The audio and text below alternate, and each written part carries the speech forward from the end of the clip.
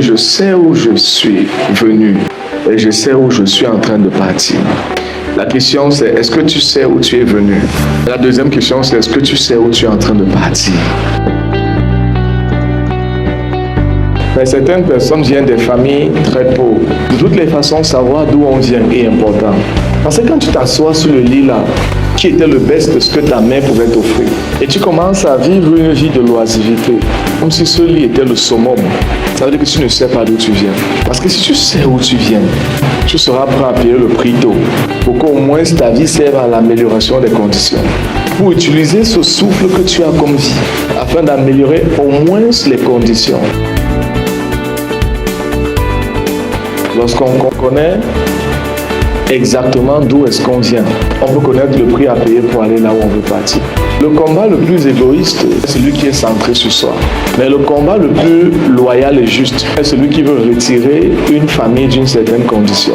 Jésus a dit, je sais où je viens. Certainement, je sais où je pars. Toi, est-ce que tu sais où tu viens? Ce qui nous a maintenus dans le jardin d'Éden, c'était la nourriture.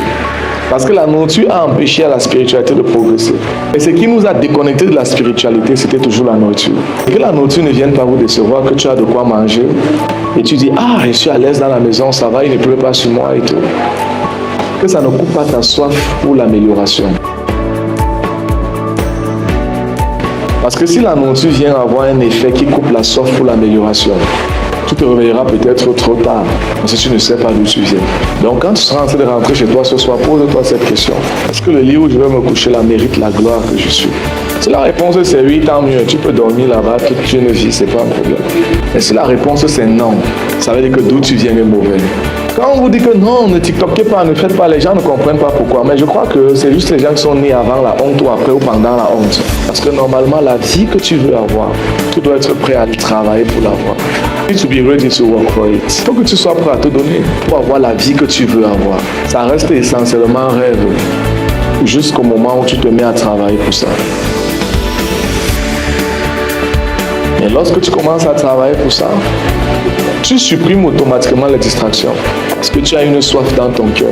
Tu as une vie et une famille à améliorer. Tu ne peux plus être comme les autres. Tu deviens différent. Donner à ton enfant la meilleure éducation, se poser les bonnes questions. Et si le papa qui paye l'école de l'enfance meurt, et si le parent qui paye mon école décède, que devient le futur? Dévancer sa génération, c'est facile. Il faut juste définir très tôt l'amplitude de son succès, jusqu'où on veut partir. À l'instant même, une génération d'hypocrites, de personnes perdues, de personnes fallacieuses ne nous sert plus à rien. On veut les personnes qui vont activer l'excellence en nous. En ceux qui rentrent à l'école, félicitations. Il n'y a pas une meilleure décision que tu aurais prise. À ceux qui décident réellement prendre Jésus au sérieux, félicitations. Il n'y a pas une meilleure décision. Et à ceux qui prennent 2 ou 3 minutes de leur temps en journée pour méditer sur leur vie, félicitations aussi.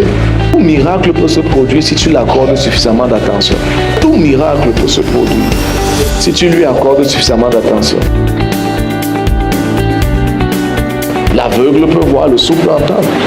Et le pauvre peut être riche. Tout dépend de l'attention qu'on accorde. Le stérile peut marcher. Ça dépend des résolutions internes. Ça dépend de ce que tu te dis.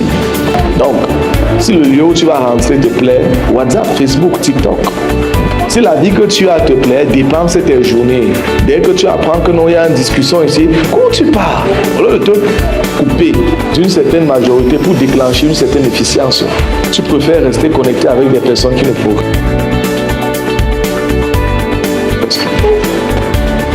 Et lorsqu'une personne ne progresse plus et qu'elle est ton meilleur ami, il entraîne automatiquement l'arrêt de ton propre progrès.